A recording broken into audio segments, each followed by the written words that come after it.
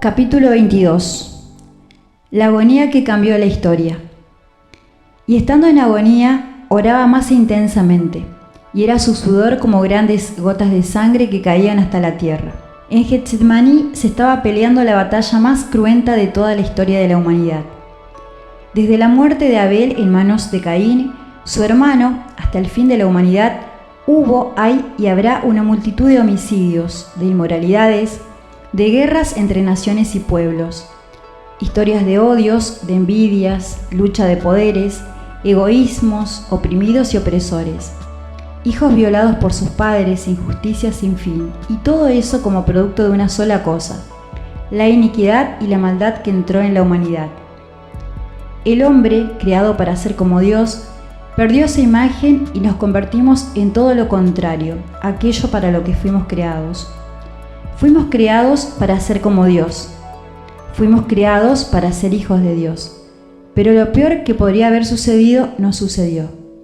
La iniquidad y la maldad entraron en el hombre por causa de la rebeldía y con eso perdimos las características de Dios creado para ser perfecto, como Dios es perfecto. Se contaminó y se corrompió por el pecado. El pecado fue, es y será el peor flagelo que cayó sobre la humanidad, por decisión del mismo hombre, que eligió sus propios caminos antes que los de Dios. 4000 años después. Esa no era cualquier noche, era la más importante de toda la historia de la humanidad. Se decidía el destino eterno de todo el género humano.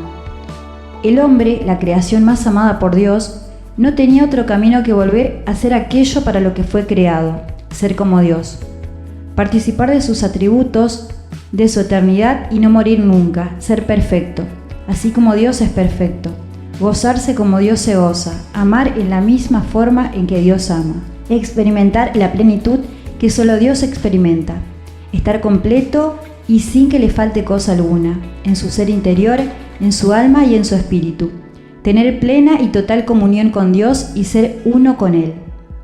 Pero para eso fue necesario que Él mismo dejara su lugar de morada y se desvistiera de su condición de Dios para desprenderse y desvestirse de humanidad. De tal manera nos amó que hizo todo esto. Comenzó un camino de descenso de ser Dios Todopoderoso. Se hizo hombre y como hombre tomó la condición de sirviente de todos. Este camino de descenso lo llevaría al peor lugar creado por el hombre por voluntad de Dios, la cruz romana. Estando en aquel lugar de absoluta tortura, su cuerpo sería cargado con todas las maldades, iniquidades, pecados y rebeliones de todos los seres humanos, pasados a ese momento, vivos en ese momento y que aún no hubieran nacido, hasta el día del fin de la humanidad. El primer hombre había fracasado en el intento de recuperar lo que había perdido y como él, todos los hombres de buena voluntad también fracasamos. Queriendo hacer el bien, descubrimos que existe en nuestro ser una ley que nos lleva cautivos al pecado, a la desobediencia, a hacer el mal. Pero había llegado la hora elegida por el Padre, de probar a su único Hijo hasta las extremas consecuencias, poniendo sobre él la carga y el peso y siendo aplastado bajo la tremenda presión que solo él podría soportar. Existía la posibilidad de que él se negara a la obediencia extrema, a ser obediente hasta la muerte. Allí estaba Jesús, el único Hijo de Dios, sin mancha ni arruga, Dios, convertido en hombre, aquel que fue anunciado por todos los verdaderos profetas de Dios. Envuelto en el rocío de la noche, Jesús cayó sobre sus rodillas. El destino de toda la humanidad estaba en sus manos. La exigencia era extrema. La carga sobre sus hombros era infinitamente pesada. Sobre él estaban puestos los ojos de los ángeles del cielo y de los demonios del infierno. Lucas llega a decir que él estaba en agonía. Es la única oportunidad en la que esta palabra es usada en todas las Sagradas Escrituras. Esta palabra se usaba solamente en el caso de aquellos que se presentaban en un lugar de lucha a vida o muerte. Agonía era el nombre del lugar donde los gladiadores luchaban, pudiendo solo uno quedar con vida. Cristo cayó sobre sus rodillas. Era cuestión de vida o muerte. No se trataba de su propia vida, sino de la de todas las almas que vivieron, viven y vivirán en la tierra. Ese tremendo peso, esa carga extrema, estaba sobre sus espaldas. De él dependía, no había otro que lo pudiera hacer en su lugar. Era la lucha feroz, encarnizada, indolente. El peso era demasiado para cualquier otro y solamente el santo de los santos podría soportarlo. Era la experiencia del gladiador que se enfrentaba a su oponente en la arena del circo, rodeado de una multitud de espectadores que exigían de él resultados. Unos lo querían ver triunfante y otros lo querían ver muerto. Cada paladín tenía sus preferidos, unos clamaban por victoria y otros por muerte. Era tal la carga suprema que experimentaba ese gladiador que se la llamaba agonía. La agonía expresada por Lucas tiene que ver con terror.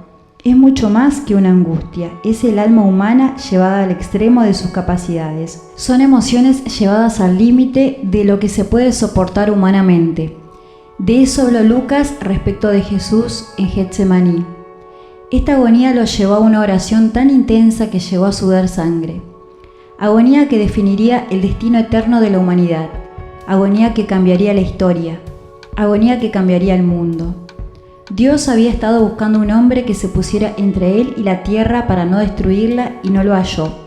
Por eso Él se hizo hombre, arrancando con violencia su condición de Dios para salvar a aquellos que más amaba. Y como hombre, Él estaba parado entre el cielo y la tierra, entre Dios y la humanidad para que ésta no fuera destruida. De ese momento dependía todo lo que seguiría. ¿Su voluntad se rendiría por completo a la voluntad del Padre? Ser hecho pecado y cargar sobre el cuerpo con todos y cada uno de ellos, desde el primero hasta el último, desde el más pequeño hasta aquel que a cualquiera le causaría horror y angustia.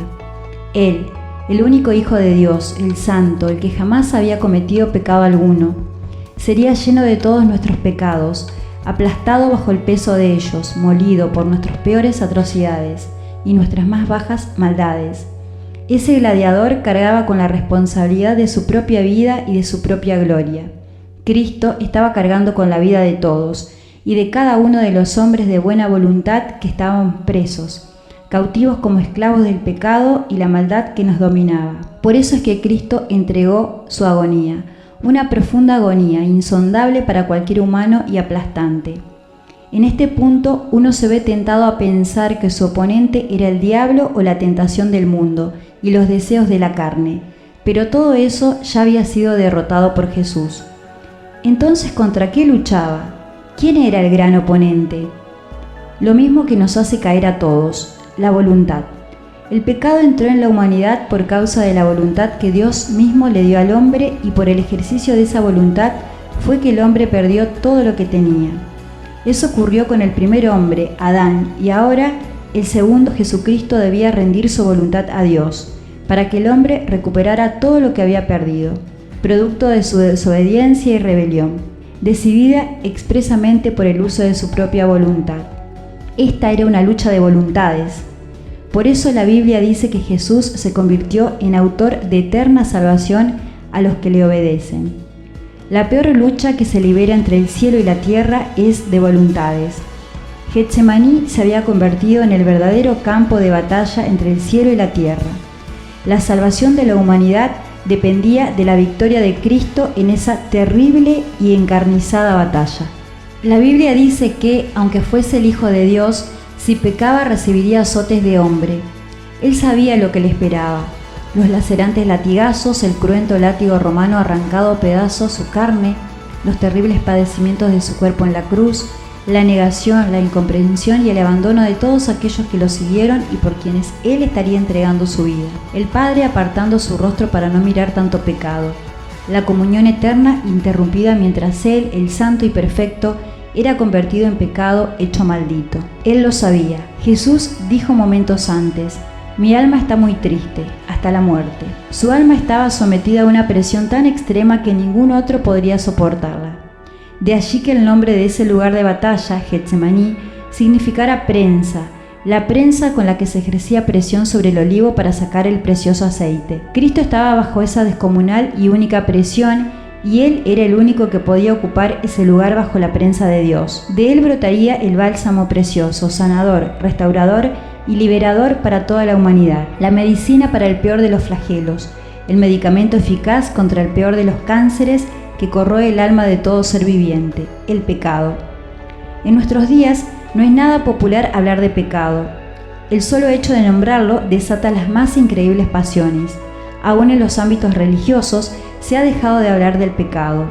Es cosa del pasado, obsoleta, solo de fanáticos, de retrógrados.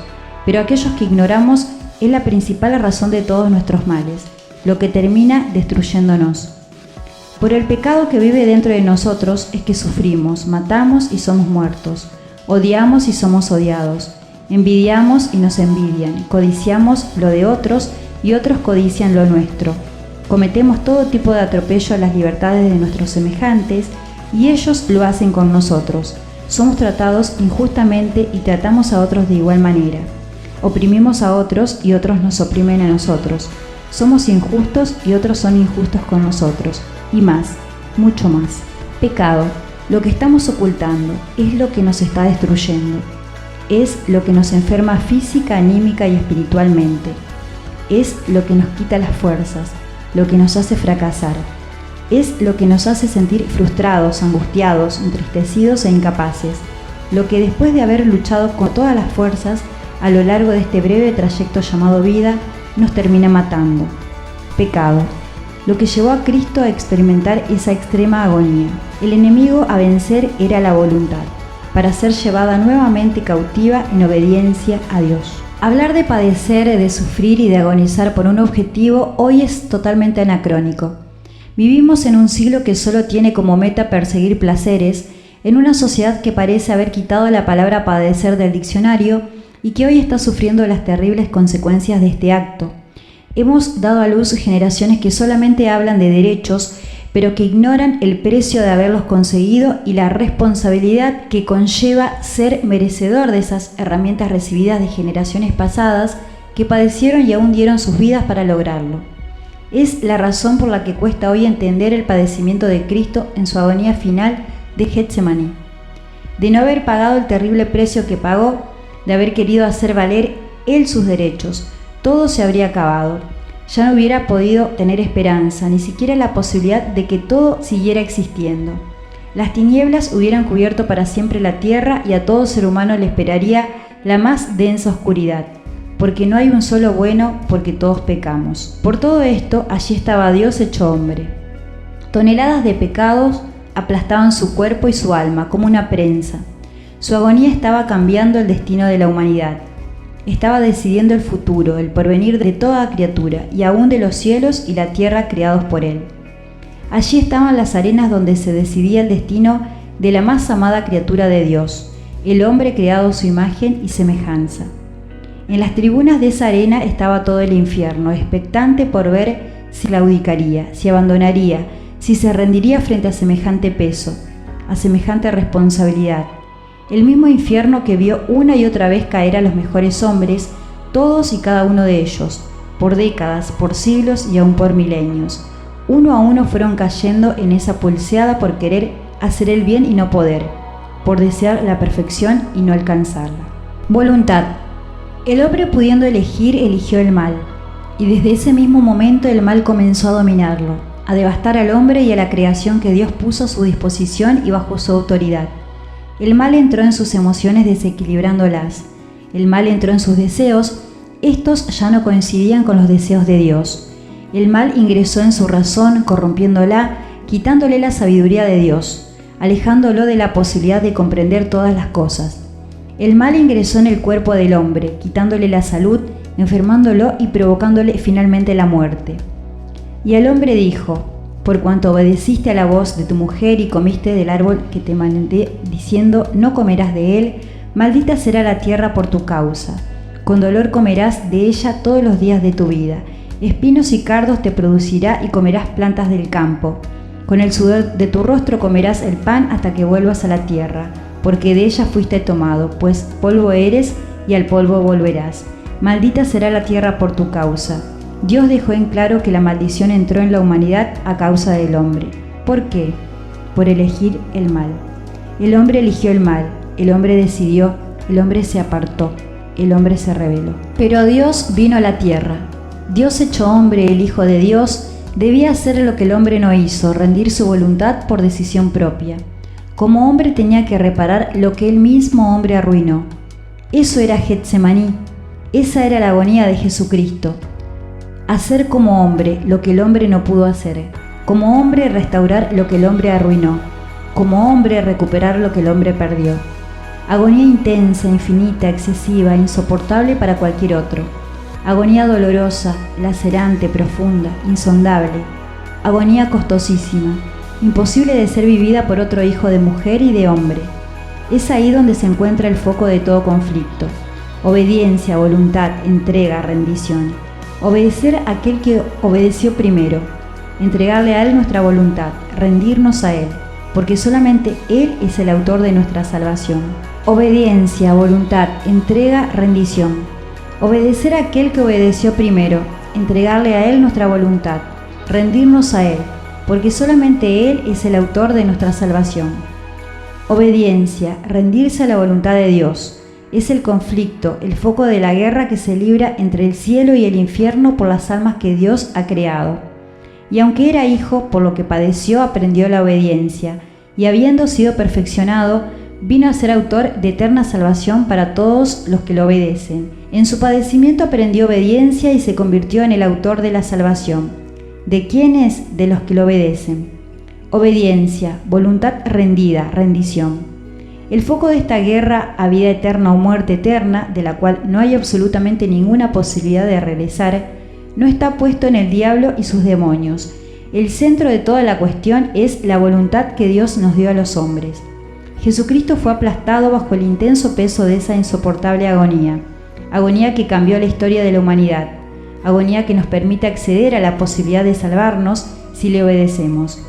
Lo que era imposible para todo hombre, Él lo hizo posible de una vez y para siempre, y ahora no hay otro camino para recuperar lo que perdimos: obedecer, pues solo así seremos salvos. Mi obediencia de ayer no me exime de obedecer hoy, y la obediencia de hoy no me eximirá a obedecer nuevamente mañana. ¿Hasta cuándo? Hasta la muerte. Si somos fieles hasta la muerte, obtendremos la corona de la vida.